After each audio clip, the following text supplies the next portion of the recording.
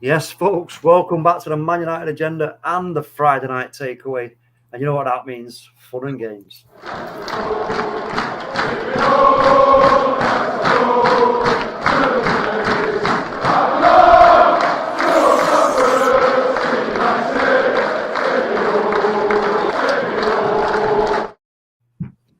Yes, welcome, people. Welcome. Mr. B is not with us tonight, unfortunately. He's otherwise engaged. I think he had a better offer, if I'm honest, and he's done the dirty on us.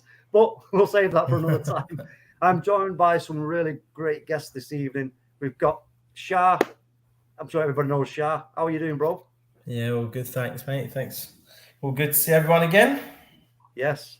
We've also got Thomas again with us. How are you doing, bro? I'm good. It's Friday, and it's been actually a busy week for United news for once, so I'm happy. Yeah, well, yeah, that's the big thing there now, and we will touch on that shortly. And we've got Colin as well. And how are you, bro? I'm good, thank you. Feeling even more positive. It's Friday, and we've done a transfer deal. Get in. Yes. That's it. I mean, you look at it, and it's like we've all been on tenterhooks, what we call it, about the transfers, and wallop, we finally got one over the line. So it seems, Fabrizio Romano doing his thing and tweeting it out and etc. So that's exciting. I really rate the player that we've signed, this Tirum Malacia. I think he's going to be a great asset to the team. We just want more now, don't we? We want at least another 3. We need another 3 minimum. I mean, obviously, maximum would be we want another maybe 4 or 5. Then you're like 11. 11? Yeah, 11. Yeah. But there's so many things to discuss about, what with United and everything else, and lots of other things going on in the world of football. But as it stands right now, what we'll do is, actually, before I go any further, what I'll do is I'll drop it in now before we get into anything else. You know how it rolls, folks. We do like to play little games here on the takeaway. That's what we do. That's why I said the fun and games. We have got a little bit of a, how should we say, a penchant for our little Who Am I game. So this week, we've got another one. So here we go. Avagan, feast your eyes on that. So all you got to do is figure out who the player is. I'm putting it in the chat. I knew that was going to happen. Last week, somebody said to me, I'm not going to say who, but somebody said that they thought it was too hard. And I was like, right, okay, I'm not going to make it that difficult. But if Thomas has got them, let me just have a look. Yeah. All right, okay. Well, let's see what the comments say when it finally gets kicked off. I think we've got OMONDI in the building, yo. Big up OMONDI as well. And we've got team Ronaldo will never play for Mourinho again. Team 230. We'll get onto that shortly, my friend. But there you go, folks. Have a look at it. Thomas has already cracked it. And I think Colin cracked it. Did you crack it, Shah? Yeah. Very easy. Light work, as we say out here, mate. Well, look, listen. I'll tell you what, right? Now that's annoyed me. So next week it is going to be tough. Let me tell you that. Oh, man. But we'll get back to that in a moment. Well, let's kick the show off anyway. Just get into the meat and bones of this. And as the thumbnail. Yes, look, we've got Nick T. Welcome to the stream. Not seen you before, but welcome. I think he was in the other show earlier on at 8:30 with Phil, etc., and the boys. So welcome to you, bro. Welcome to the stream. Thanks for sharing your Friday evening with us. Okay, so let's get straight into it. Cristiano Ronaldo. So in advanced talks over a return to Italy, apparently. New United boss Erik ten Hag has given the go-ahead to the club to let him go, as the Dutchman doesn't have plans to use the Portugal international as a starter next season, reports the Todor Fidlakes, whatever it's called. I can't pronounce that. Which, a massive... I mean, I'm thinking there's going to be that much salt, the sea will become fresh water. Ronaldo has been linked with moves to Chelsea, Bayern Munich, Sporting, blah, blah, blah, already this window. But according to Sky Sports, the striker is not for sale, and Man United expect him to remain at Old Trafford. Jorge Mendes, who is the agent of both Ronaldo and Mourinho, is currently working on the move to Roma, and conversations are very advanced. Reports them again. A signing that could be closed before the July the 7th. Now, you know what? I don't know. I'm going to go to I'll go to you first, Thomas. What's your thoughts on that? That's hilarious. That's just I don't think there's anything behind that. It's easy to put Ronaldo in a report to get clicks, and then throw Jose Mourinho in there as well. It's just got an easy link to make. They've played together before, but I can't remember who said it in the comments now. They said Ronaldo will never play for Mourinho again. I think that might have ended in sour grapes, didn't it? Whenever Mourinho left Madrid, I don't think they were in the best of terms then. There's always been a bit of rumour. There was rumour when Mourinho was even at United that Ronaldo was going to come back, and people came up with the same argument. From what I'm hearing I've never heard of that outlet before, whoever they are, however you say it. I'm not going to try it. Yeah. All the reliable outlets seem to say that Ronaldo's to stay. Sky Sports had it. Romano's pretty much said that he's going to stay. A lot of it's agent talk, and even the talk about Chelsea. Jorge Mendes has a lot of players in his books. He's going to be around talking to people. If you see him talking, I don't want to go Ronaldo. It could be anything. I don't think there's anything in it. Yeah. So, Shah? For me personally, do I see Ronaldo coming out end of the season, making big statements, sending out messages to the fans like we'll come back stronger? There's no, I can't see it really happening. I don't really think he wants to go and play in Roma. They're not even what they finished fourth today in the end, I think, or third. But regardless, then they're not going to win Serie A with the squad that they've got at the moment. And then we're not going to win the Premier League, but I think Ronaldo would rather stay in the Premier League playing and finishing off his agreement that he's got with United, because it was meant so much to him. And I think what Ronaldo's trying to do is just pay back the clubs that have given him the opportunities. I think I think his next destination is going to be Sporting Lisbon and then retirement. So I from all the statements that are coming out from Todo Fiachias,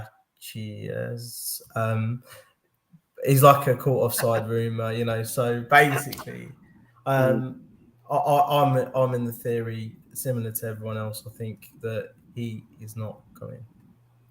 I just want to say hello to a few people before we move on to Colin 1 second. So we see Nick T, Leonard, we see MAISEY from Devils United. Big up to you, MAISEY. We need to get you on the show on one of these Friday nights when you're not doing a show yourself. Who else? We got Matthew Bassett also in the building, and our very own Rebel and the Monday. We'll get to your comments shortly, folks, so don't worry about that. So, Colin, I'll come to you then on this Ronaldo nonsense. What do you think? I think that this is a tweet that they forgot to send out on April 1st. That's what I think this is. There's no way Ronaldo is going to Roma. They finished 6th in Serie A last season. The only thing that they've got going for him is that obviously they're in Champions League next season. That's it. Why would he go and play in Roma when they're not going to win the league? Yeah, and they're not any better than us. Yeah, good point. And I was going to ask you the question: is firstly, can Roma afford Ronaldo's wages? No, not a chance. Do you know what I mean? That would be a massive stumbling block, in my opinion. Don't know if you all agree on that. Yeah, there's only 3 clubs maybe in the world that can afford Ronaldo's wages. United's one of them, PSG's other, and then probably Real Madrid. Also, the fact that it's a good comment actually from OMONDI. He says Ronnie wants to be spoon-fed goals under the new regime, and that was one of my questions: was would he really want to leave right now, given the new setup at Man United, the new manager, all the excitement around this, the potential of where it could lead to? Yes, we are in the Europa League, but you know what? That's not such a big deal for me, in my opinion. For him, I don't think I don't see that being a deal breaker, and then him having his head turned and just going, yeah, I'm going to go, play for Sport. I mean, maybe at the end of the coming season, he may well choose to move on, depending on what happens. But we'll have to wait and see. I just want to ask you as well, also on that, what I was just saying. Do you think he could play if we was to keep him at United? Do you think he could go the coming season and then the season after that, if we were to start doing really well under Erik ten Hag with the new signings and everything else? Do you see him having that longevity? I think so. Anyway, he's 37 now, yes, but he's not your average 37-year-old, is he? I don't think he has any plans to retire in the next 3 years. Anyway, There was talk just before the season ended, wasn't there, that he was considering signing another deal at the end of next season. It was more to do with the fact that his family are settled and just your basic stuff like that. But I think if things are going well and he thought that the club was going in the right direction, I think he would consider staying. But at the minute, I would just focus on having him there this season and have that discussion with him next season, because you could go into the season and you could realise that the system's just not for a 37-year-old Cristiano Ronaldo. Yeah. What do you make of that, Colin? Yeah, I agree. I can see him going beyond next season. You know, like we're saying, he's late 30s, but his body and his fitness is of like what, a 26, 27-year-old. So he's just world class. Well, he's the best player that's ever played football, if you look at it that way, really. But yeah, he could easily do it for the next couple of years. It's just whether he fits in the system or not. SHAH? I think he'll fit in the system fine. It's just obviously he'll be a key point. I think he'll be used in different ways.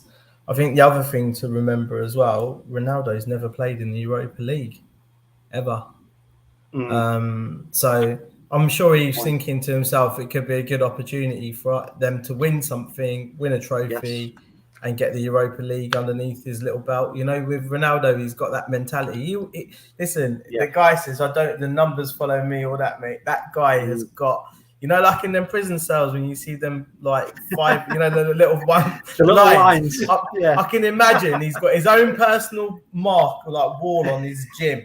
Right next to the mirror that he looks in every day. Like that must be some side of a wall, let's just say that. Yeah, exactly. So personally speaking, I think he's got. Yeah, I think he's got some other objectives, but I think the objectives play favour for us as a club. I think we're very privileged at the moment to have Cristiano Ronaldo.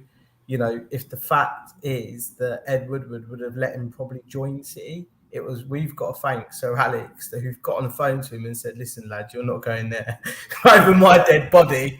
Do you know what I mean? So the fact that we do have him, we have to utilise him as a player.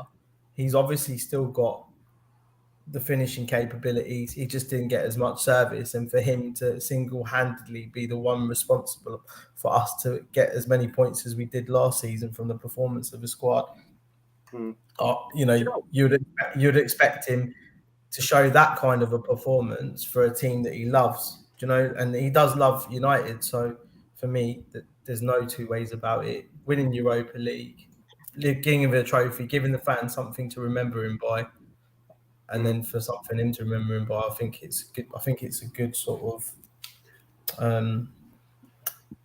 sort of marriage really for us at the moment. Yeah, I mean, there's another angle of this I'm looking at, which is obviously we know with Erik ten Hag, with Ajax, Sebastian Haller, you know, that at times he would use the goalkeeper if they was getting pressed high up, Ajax. You know, they either split the defence and create options, you know, left back, right back, and get up higher up, even tuck in to provide an option for a pass with a chip ball over, or they could go long. He would go long because Sebastian Haller is good in the air. You know, and we know Ronaldo is one of the best in the air. Now that may be something that Erik ten Hag could utilise. Obviously, but again, that's where we got to then start talking about the role of David De Gea, which we spoke about it many times. But you know, when you put those two things together, we do require David De Gea to be able to identify when is that going to be needed to happen. You know, is there an opportunity here to just they're pressing up on us and we go, you know what, see you in a bit. He goes right over the top, and Ronaldo can win the ball in the air, bring it down, and at the same moment, everybody's, you know, rushed up the pitch to get into positions to put the pressure right back on the opposition. But again, that's kind of tactics and, you know, etc. But it's just something to think about. But I think we can all agree that Ronaldo is not going anywhere. Not this summer, 100%. Yeah, do we all agree on that? Yeah, 100%. I put my house on it. A million likes for Insta every week guaranteed for Man United's and the Man United agenda. Obviously, hit that like button, subscribe if you're new to the channel. Yes. We love you. Well said. Okay, I'm just going to go through some comments, folks. So we got Nick T, who's saying, cheers, lads. This is the best Man United channel available. All the lads do a great job. GGMU. Big up to you, Nick T. Yeah, glory Man United, mate. Yes, and Matthew Bassett there's giving us an evening all. And we've also got Rob, the Man U fan from 1999. What a night that was, bro. What a treble. Thoughts on Shaw's contract, because it runs out next season. Will get renewed or leave for free? That's an interesting question. What do you make of that, folks? Quickly. I wouldn't rush into any decision with him yet, because you've also got Alvaro Fernandez breathing down his neck as well, and with the Europa League he's going to get minutes. I would give it until January. Just if you're going to give him a contract, it does need to be done before January, because they can go and negotiate then with other clubs. I wouldn't rush on it yet. If the form that he showed last season continues into this season, then he's going to struggle to get into the team, because from what I've seen, Malacia looks incredible, and that's going to be pressure put on him. But we've seen what happened when Tellez came in. Shaw went on the best form we've ever seen from him, so that bit of pressure maybe it's going to help him. So I wouldn't rush to that yet. I would see what happens with his form first, because we know exactly how good Luke Shaw can be, and he's not exactly old either. So no panic yet. What do you make of that, Shah? Look, we've had Luke Shaw in our left wing for 7 years now, or 6 years, I think it is. Last 2 seasons have been undisputably his best sort of, well, not the season gone, because he obviously was out for most of it injured, but up until that point, he's been one of our most consistent players on that left back side since probably Every days, really. We've gone through a few people, Ashley Young, even Phil Jones has played there, and he had a cracking game. But, you know, for me, I think it is a new era, a new age, and unfortunately, Luke is now part of that aging squad, and his injuries have obviously hampered him a little bit. Hopefully, now that he's had his bolt removed out of his knee, he'll be able to run that little bit quicker, won't be in so much pain. Obviously, they've been working on it. You see it heavily strapped up in the training videos. I don't know if anyone noticed that as well. And, you know, these new signings are going to be the future. And like Tom said, you know, you've got some real exciting youngsters that are just there or thereabouts that I think could easily play 90 minutes with men, given a couple of seasons. So I think this is just going to be Luke's there for seniority. Whoever comes in, we definitely need 2 or 3, because they both, Tellez and Luke Shaw, have both been injured. So we definitely need 3 in there. Yeah, 100%. Colin, do you think with Luke Shaw, do you think he has got the ability and the extra mile to go to solidify his place? And secondly, does he have to go out there now and earn the right to play each game by performance after performance? Yeah, I think he's got some sort of ability there. I mean, he showed it in glimpses, hasn't he, over his seasons with us. Yeah, like I said, when Tellez came in, he stepped his game up. You know, he's got that competition for his spot. Maybe that's what we're going to see now. Obviously, with Terrell coming in, we might see him step his game up and everything. But I think he will probably most likely lose his place to Terrell. You know, I've seen clips of what he does on the pitch when he would obviously at final. He looks like a really, really good player. So I'm worried for Shaw's spot next season. As good as he's been for us over the years, I think he really needs to pick his game up and fight for his place if he wants to stay.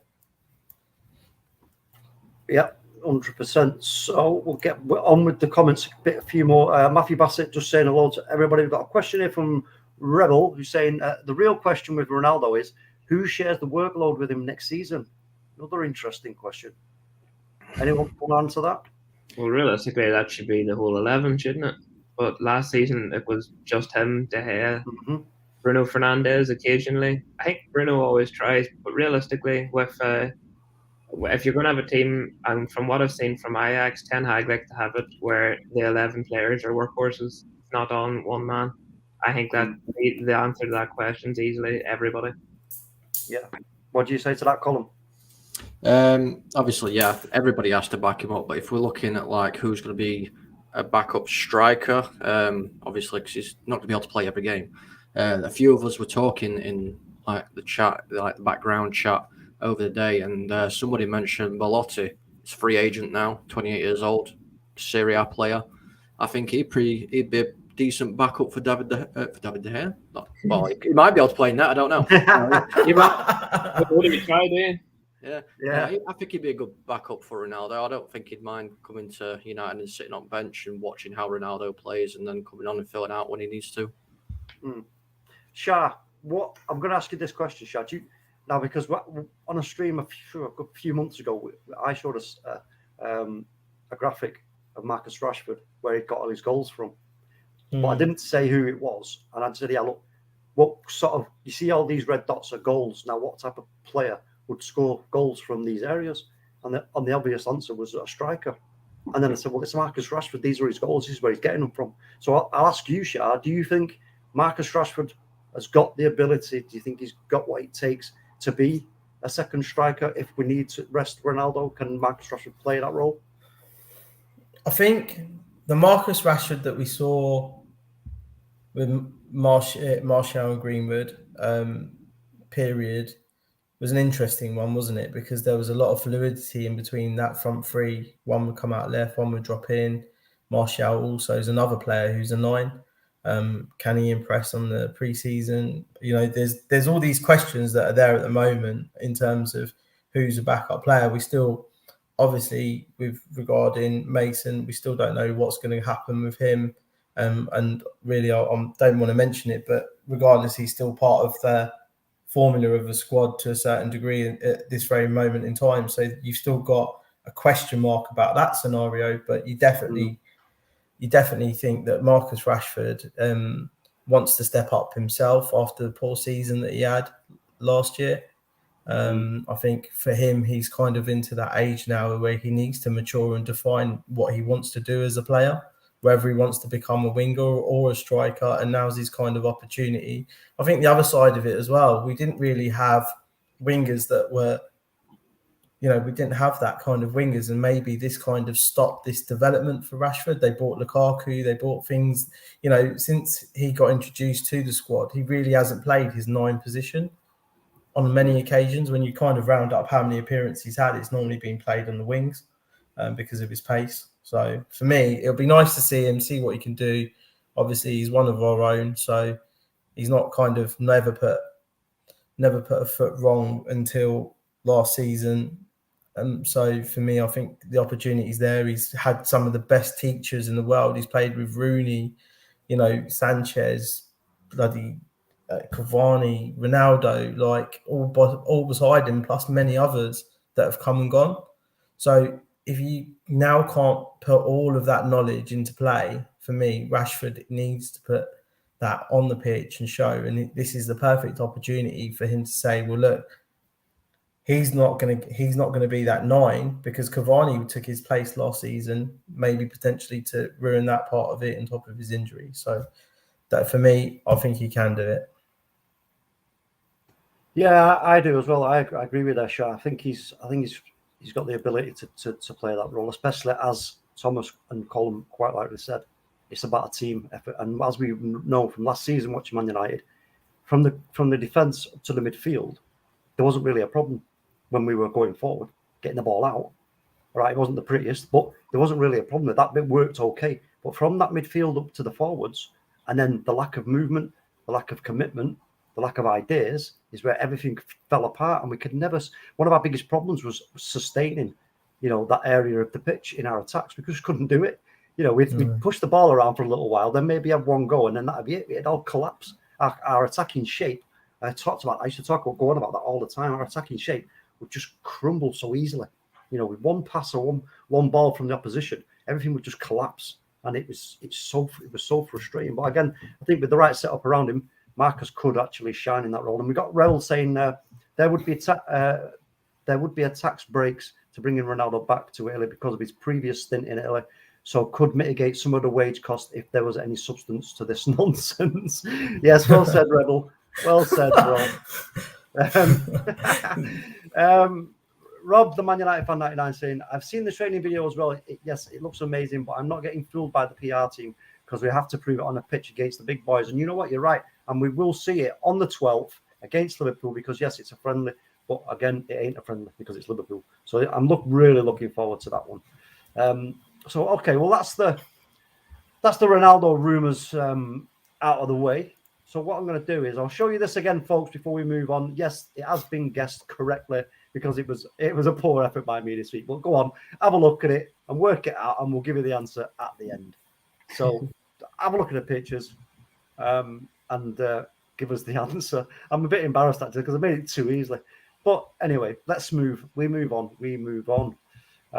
Next topic of conversation is going to be something that I read about today and something else that I heard on the radio, which was quite interesting. I just thought, yeah, this sounds a bit tasty. So it is the VAR offside technology.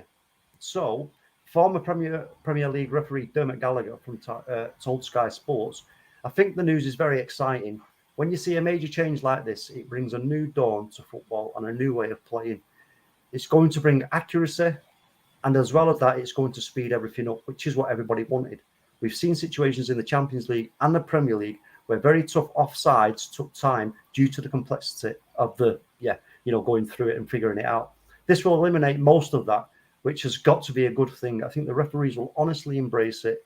It's so accurate, and the problem with the VAR we currently have is the start point, which is when the ball is kicked. Now, what I'm going to say is, firstly, have any of you read anything about this or heard anything about this? I've read a fair bit about AI-powered technology coming into league and whatnot. I was reading it before we came on the show. I'm fed up with technology. Not gonna lie. Well, this is the question, you see, because we'll get into the meat and bones of it. But the questions I want to ask you guys is, right? Is it going to improve the current sort of performance of VAR? Is it going to improve it? What do you think, Shah? Look, whatever happens, they're going to be testing out these AI-driven systems, regardless whether it be this year, next year, or whenever they're going to do it. I think the fact is the times and the decision makings that we all can clearly see in the replays that get played after every single thing when you're sitting at home or on Match of the Day take about 2 seconds to look at and just say, yeah, like, okay. And AI is going to speed it up by about 4.5 minutes from the usual 6.5 minutes that it takes. So, you know, I think that's what's going to end up happening. And then it needs to be speeded up, whatever happens, right? Because they are using a computer-generated software to do it. So it's all logged, and the more they do it, etc. AI obviously will work on the predictability and the size of the pitches, because what they've probably done is taken certain images from all the data that's already there, and then probably put that together for every stadium and things like that. You know, you can do amazing things with artificial intelligence, but if it helps speed up that process, listen, I'm game for it. We're going to see it in the World Cup. Obviously, they're testing it out here, so. Whatever happens, it's like cricket. It's like cricket, isn't it? You know, if anyone ever watches cricket, ever seen cricket, it's like a bat. You know, you've got to hit a ball and stuff. If you don't know what it is, not like tennis, but a little red ball. But in cricket, they brought in the Eagle Eye, was it? Eagle Eye, and it changed the game, right? It did change the game. VAR's changed the game in football, so it just needs to be a little bit more accurate. So hopefully, fingers crossed, it will work out. As you've said that, Shah, about the accuracy and everything else, I'll just explain quickly how it works. So this is how the sort of semi-automated offside technology will work. The new technology uses 12 dedicated tracking cameras mounted underneath the roof of the stadium to track the ball and up to 29 data points of each individual player, 50 times per second, calculating their exact position on the pitch. 29 data points collected include all limbs and extremities that are relevant for making offside calls. So, and the ball, the Adidas Al Rila official World Cup match ball, provides a further vital element for the detection of tight offside incidents, as an internal measurement unit, an IMU sensor, will be placed inside the ball. So basically what that means is they're going to be able to pinpoint the exact moment the player who's played the ball forward, their foot touches the ball, that even, you know, down to the actual second it touches the ball, that first contact, and then the position of the player. Now it's taking out the kind of guesswork of the lines, because on the graphic there you can see we've got the lines. You see, this is what we used to have. You know, it's like, I don't know, George. Let me just lean to me left a little bit. Yeah, it looks about right to me. I mean, you know, this system was a nonsense. You know, it's like, you know, and we had some terrible decisions made with this as it stands. And so, you know, with everything that we've just said there now, how we know about what I've just told you, sorry, how it works. I'm going to ask you: are we relying too much on technology? Do you think? Are we sort of taking the human element out of the game and ruining it and making it too kind of like stiff and kind of exact? Yeah, I sort of miss just that element of football. Obviously, it's good not to have as many wrong decisions because sometimes it could completely ruin a game. But it does, it kind of removes a small factor of having something to talk about, something to have a wee bit of a debate about. Was it over the line? Was it? You do kind of miss that, but at the same time, you're happy to have that. But with the offside, so far they've been shocking, and there's been some offsides where we can see it, and we're not officials. We can see that they're wrong straight away. At the minute with VAR as well, so every time they go to the monitor, you know, the decision's getting changed. That's another thing that I don't get. But with the offsides, if it's going to help them with that, because a lot of the time it does seem to be that the ball has the ball been played yet, and that seems to be a big confusion. So if that helps, then yes. But the big question is it going to work? Because sometimes when you have this technology, it has teething problems. I think the World Cup was probably the wrong stage to try that on because that could be a disaster for somebody. But if it's going to work and it's actually going to help, then I'm all for it. But with everything that we've seen so far, there's always been trouble with these things not working, and I think it needs to be tested a lot more rather than just throwing it in. So at the minute, I'm unsure.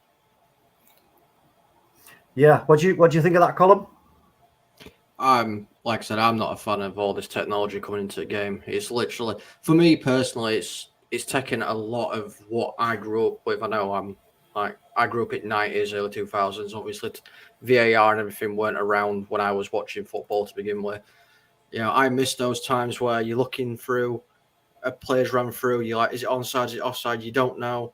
And then the goal's given, you watch it later on match at day. It's like, oh, it was offside actually, you know, looking at stuff like that. I think we're just bringing too much technology into the game now.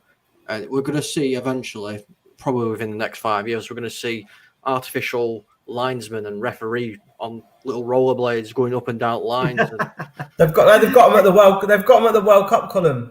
well, this is what I mean. There's no why are we bringing all this technology in? Because we don't need it. Because you know why? The reason why that it's coming in, right? I'm not trying to defend it or whatever, but the reason why is that everything that we're doing is changing, right? So, you know, football's changed from when we watched it. You know, it's a commercial business. Players are worth 100 million, 200 million. It's just the way that they're pushing technology, money, sponsorship. That's all it's about. It's a big business, right? But the other reason why is they want to reduce human error to zero in these sort of situations, and the only way that they can do it is by bringing in artificial intelligence now, because in 10 years' time, the next generation, unfortunately, will all be used to having this. So it's kind of just already cementing what the future looks like for football. So you're either on the bus or you're off of it, mate. Really, that's the kind of way that it's going to be. Oh yeah. I mean, I know what I mean. Like that's that. Yeah. I understand that, but surely human error is part of the game. Yeah. It's always been part of the game. So I like the idea of where, like, obviously a player can make a mistake or a coach can make a mistake. I do like the element of where an official can make a mistake. Yeah. And even at that, it is something that obviously, particularly like from a coach's perspective myself, and I believe you're a coach as well, Colin. And at like grassroots level of football, it's going to be years before you start to see that kind of technology come in. If ever, there's no way it could be afforded in some countries. I know here in Northern Ireland, we're talking 20 years before you'd even see anything near that.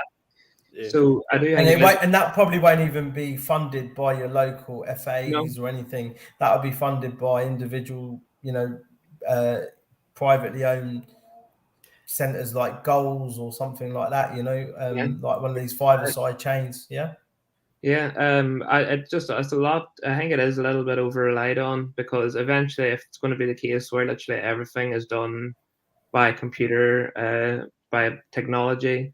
How are you going to implement that in some? Because this stuff's expensive. How are you going to implement that somewhere where the money simply isn't there? Do you know, actually, Thomas, you make a good point, because let's just think about it from this angle, right? Is now we've got this up in the high value leagues, the leagues that make all the money.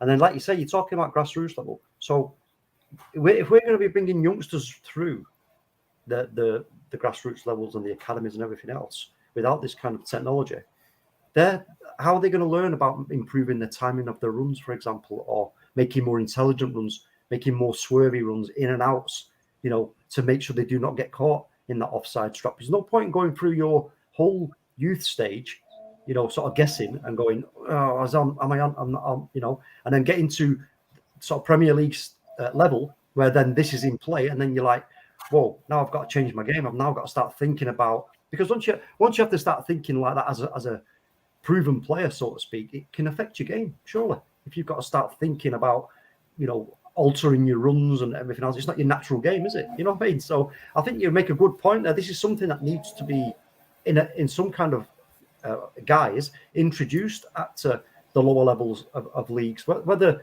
we'll ever see it at youth level is another question, but it's a strange thing. But I just want to ask you another question, which is an interesting question.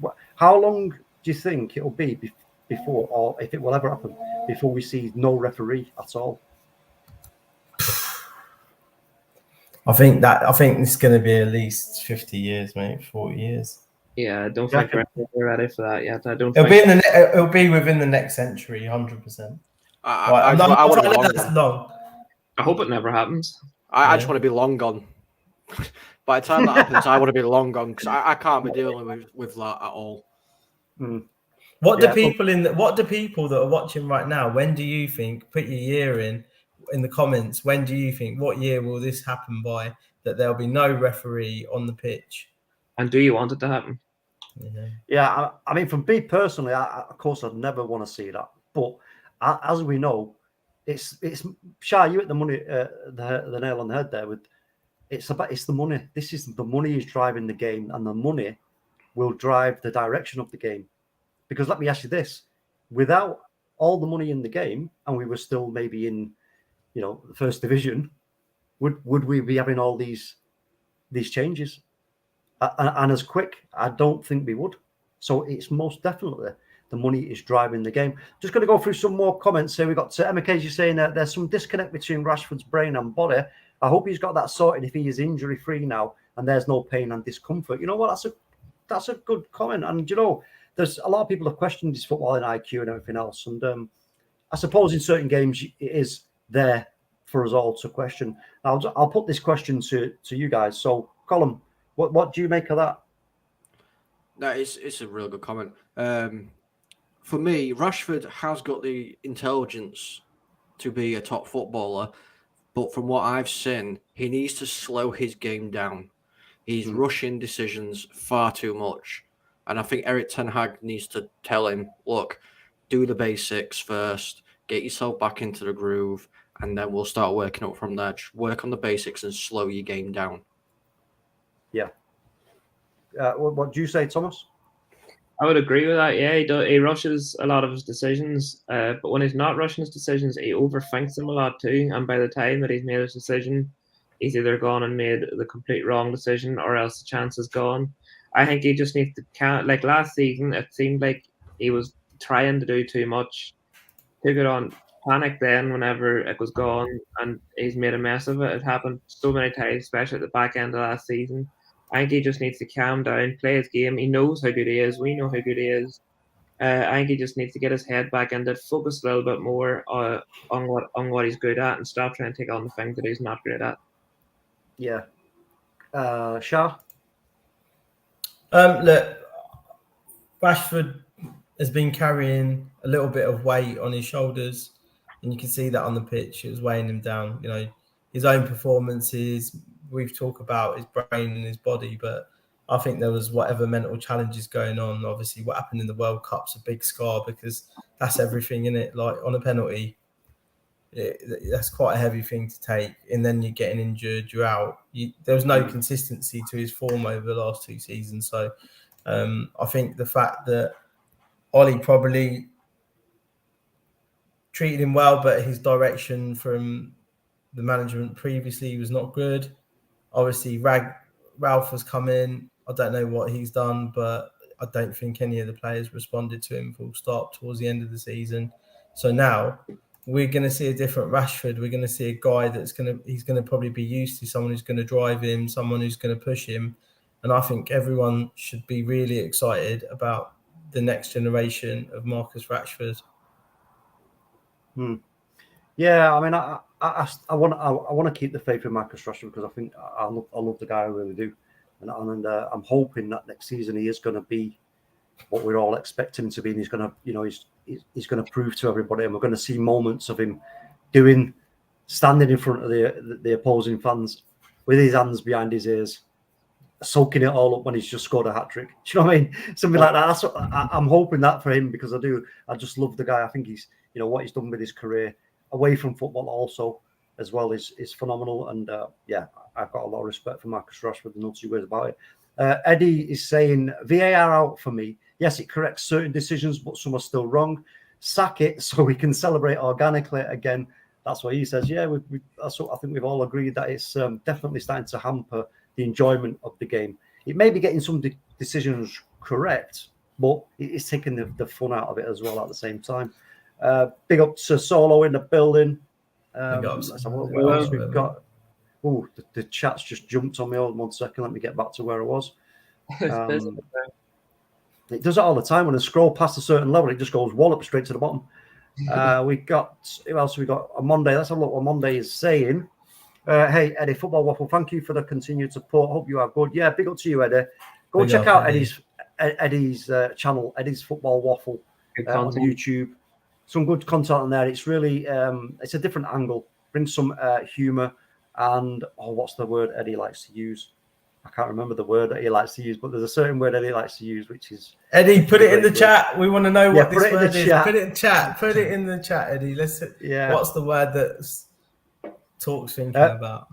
Emma says there should be rules that it's only legs, feet that counts as offside, not arms and body part you scored with and blah, blah. Do you know what? Actually, Emma, you make a good point there, because I remember it was quite a while ago, and I was with there was a referee, I think it might have been Mark Halsey on the channel, and I suggested that maybe they should look at an advantage, a proportionate advantage in terms of when they were doing the lines at the time. I was saying maybe they should, if they had two lines, right? Now, if you have two lines, the second line, sorry, the last line is the offside, but the another line between it, and then if there's what you would call a proportionate advantage, an amount of the opposition player's foot in that space between those two lines, it would be offside, right? Because you have to give up. Like a margin line, basically. Yeah, so a margin. So would you say that has he got an advantage because he's got, 3/4 of an inch advantage on the opposition player? There has to be some sort of. What was the one with Lukaku's feet? Didn't he only got like a size 12 feet or 13 feet? Yeah. Does anyone remember that? And he gets on the side. Carabao Cup final, I think that was. Mate, Emma, that's a great shout, and we're gonna have to get all the players two size boots bigger. The issue sucks. Like trusted a clown shoes, trusted a clown. Yeah. The issue with that is though. Apple.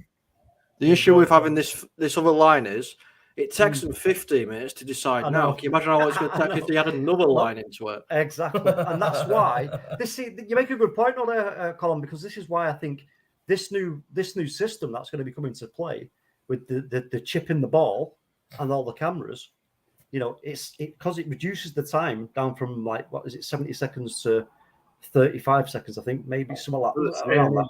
Yeah. So you know what? Yeah, and then they'll announce the decision and how they came to that decision in the next break of play. Apparently, that's what I heard anyway, and what I've read. So it's going to be an interesting thing. But big up to Mark Edmond all the way from good old Australia down under. How you doing, Mark? Good to see you again, bro. I love Mark's little beaker Yeah, that's what I picture. was trying to work out. What his name was, Beaker from what's that? Sesame Street Beaker, isn't it? Yeah, because Sesame Street. Eddie's saying, big up Pat. Good question. Oh, he's just speaking to Pat there. Yeah, so you know what, folks, I think let me just I'll show you one more time, but it has been quite an easy one this week. Let me just remove that comment. It has been an easy one this week, and everybody's put it in the chat already. And yes, you are all right. I'm quite embarrassed because I made it too easy, but it is Clayton Black, more or less. So I had to put something for more. So it was like, yeah, you say more or less. So I hope you got that. I'm going to ask you now. So Thomas, what was it that made you get it straight away? Was it the clay? Yeah, I think it was the clay and the ton, because I don't even know, to be honest. It's just, as soon as I read it, I normally just read these things across, and it was just the first thing that came to mind as soon as I seen it. But I think it was probably the clay and the ton that got me, because I can't think of any other kittens. Yeah, I'll tell you what. Listen, folks, it was an easy one, but I'll tell you something. Next one for next Friday, it will not be as easy. Let me tell you that. So I'm just going to remove that. At least OMONDI can't complain that it was too hard this week. Yeah, what did you make of that one on Monday? I don't did OMONDI put his answer in? No, he still hasn't got it. He still hasn't got it. I don't think it's in the chat yet. Yeah, we've got Andy Long in the building. Yo, he says, evening, gents and chat. How are you doing, Andy? I've not seen you before, bro, but if you are new, do us a favor and hit that subscribe button and the like button. We do appreciate it. We appreciate everybody who comes into the chat and continually comes in and supports us. It is Friday night after all. You could be doing something much more important, but you come and spend your time with us, which is so much appreciated. Mr. B appreciates it as well, even though he's not here with us tonight. But he will be with us next week. Yeah. Eddie's saying, Matt, I know he's there. They're just talking amongst themselves here, everybody in the chat. So anyway, we're going to start wrapping this one up now, because let's get into that time. We've got Dizmob in the chat. Yo, Dizmob, he says, just seeing it now and couldn't remember what clay was. Then I got it instantly when I remembered. Yeah, Clayton Blackmore. Yes, it was so easy, that one. It was so easy. We got Solo in the building. He says, Mark, I haven't had a chance yet to get one. I don't know what he's talking about. But anyway, did you get it, Solo? I hope you got it, bro. He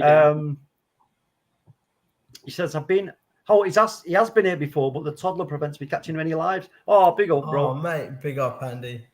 Yeah, I hope. Yeah, send our love to your little toddler as well, bro. Yeah. The future generation of United. Yes, there, mate. That's what you're looking after. The future. The future stress members. Eddie's saying, great show, guys. Big up to you, Eddie. Appreciate it, bro. And we've got Zara Davies saying, "Oh, hey, sad to see you guys go already. Take care." Yo, Zara, listen. Sorry, yeah, you know what? Listen, we're here every Friday night, and if you want to pop along, just hit the notification bell. You will be notified. We're, like I say, 10 o'clock Fridays is the Friday night takeaway. We cover, lots of different things. But it's great to see you in the chat. Do appreciate your support, and if you give us a like and a subscribe, even better. We really, really appreciate it. And another comment from Emma, she's talking to Mark Edmund. There's an "or" in there. So if you score with your head or touch the ball with your head first, then that can be counted as offside, if you get me. Okay, I think they're getting into some serious offside talk there. And yeah, I think we've covered a great deal of that. Welcome, Rodham 1999. Yeah, we've already welcomed the main man into the channel. And do you know what, folks? Listen, it's time for us to wrap it up. But I want to say a big thank you to the guests tonight for joining me. Obviously, SHAH, part of the channel, main part of the channel there. SHAH, everybody knows who SHAH is. But we've got our two guests here who've been on quite a few times now because of the absolute quality, and we do love having you on. So definitely. I'm going to find out where we can find you guys. So we're going to start with Thomas, where we can find you, bro. Instagram is Thomas Mitchell _7, the same for TikTok, and then my Twitter is Tommy Mitchell _7, and YouTube is just Thomas Mitchell. I'm hoping to maybe start putting some stuff out on my TikTok and on my YouTube maybe when the season starts, because I'm going to be at Old Trafford as often as I can be. It would be nice to get some stuff up there and maybe start to do something with a couple of other people who would like the chance maybe to get a platform. So we'll see how that goes. But at the minute, my main platform is Instagram, which is Thomas Mitchell _7. Excellent, bro. Excellent. So you know where to go and find him, folks. So go on and have a look. You've muted yourself there, Talk. Yes, I'm just going to come to you now, Colin. Let's let everybody know where they can find you. Yeah, so you can find me on Twitter at OCMUFC. You can also find me on Twitch and YouTube at Swift Spartan 92, where I'm currently doing a Saving Manchester United career mode on FIFA 22. So if you want to drop by, be appreciated. Also, I do believe you do some kind of, if anybody's into any kind of horror games, the scary games, and you know, Fright Nights, go and check Colin's out on his Twitch, because I think you do play a lot of scary, spooky games, don't you, as well? I do, yeah. And just say as well, I've made a sign-in in my career mode. I'm not going to tell you who. You'll have to go and watch the videos. But I've made a sign-in. Okay, interesting. Yeah, so go and check that out, folks. Go and check both of them out and give them some support. Oh, sorry, wrong button. Give them some support. And like I said, appreciate you coming on tonight and sharing. We've got SHAH. Go on, SHAH. Yeah, before you go, don't forget we've got a Fantasy Premier League. Yes. Coming soon. Well, I think as soon as the opportunity to join the league, start your team selections. I don't know if they've actually opened it up yet. I'm not very much of a Fantasy Premier League, because every time I start it off, have a bad run, and then I'll just sack it off, because then I'll just crack on back with work, if I'm honest with you. So, you know, but I think have we got the? There you go. There we go. Use that code below. Take a photo of it, screenshot it, share it with your friends, your brothers, your sisters. Let's make it the biggest Man United fantasy league for all your help. And, you know, I think Rebel's going to be doing a show on it. Yes, that's right. Which is going to be, you know, the point where you can actually see whereabouts you are in the league. And I think, is there a trophy as well? Yeah, that's right. Yeah, there is. There's going to be a trophy. So whoever wins at the end of the season and wins the league, your name will get engraved onto a trophy, and we will look to getting that out, as long as it's not going to cost an arm and leg in shipping. And we'll probably do. We might even be able to do a personal delivery as well, as long as and get you. We'll lock your doors. We'll get you on one of the TikTok, Instagram channels receiving the trophy. I reckon we'll have a word with everyone. Put in the chat. Have a word with Solo. He'll come up there personally, deliver it up. I believe there's a forfeit for whoever in the channel finishes bottom. Oh, that's right. Yes, you're right. Colin wants to. Oh no, Colin's pointing at Thomas. Okay, yeah, there will be a forfeit for whoever does get it wrong. Sorry, not get it wrong, but doesn't win. So listen, folks. I'll tell you right now. I've got no idea about fantasy football, so this is all new to me. If I join it, it's probably going to be me, because I'm going to be absolutely pantsy. I'll tell you that. But yes, listen, go and check that. Put that code in at the football, the Fantasy League website. Put the code in and go and join up with us, and we look forward to seeing you all in there and picking your teams and seeing who you've picked. And also, folks, don't forget, on the 12th of this month, we are doing a live watch along of Manchester United versus Liverpool over in Bangkok for the pre-season game. It's supposed to be a friendly, but let's have it right. Can there ever be a friendly between Man United and Liverpool? No way. You know what I mean? So that's going to be a feisty game. That'll be a great game. So if you want to come and join us for that, you know, feel free to do so. There will be a thumbnail up there soon for that, so you can go in and you can put the notification bell and the reminder on it as well, so you get reminded. But as it stands for this evening on the Friday Night Takeaway, it's good night from me, it's good night from Mr. B, and it's also good night from these fine gentlemen. Anything to add before I say bye-bye? Oh, no. From me. Just drop your legs. Another weekend that we haven't dropped points. Have a good weekend. Yeah, nice one, SHAH. Listen, stay united, folks. Stay united.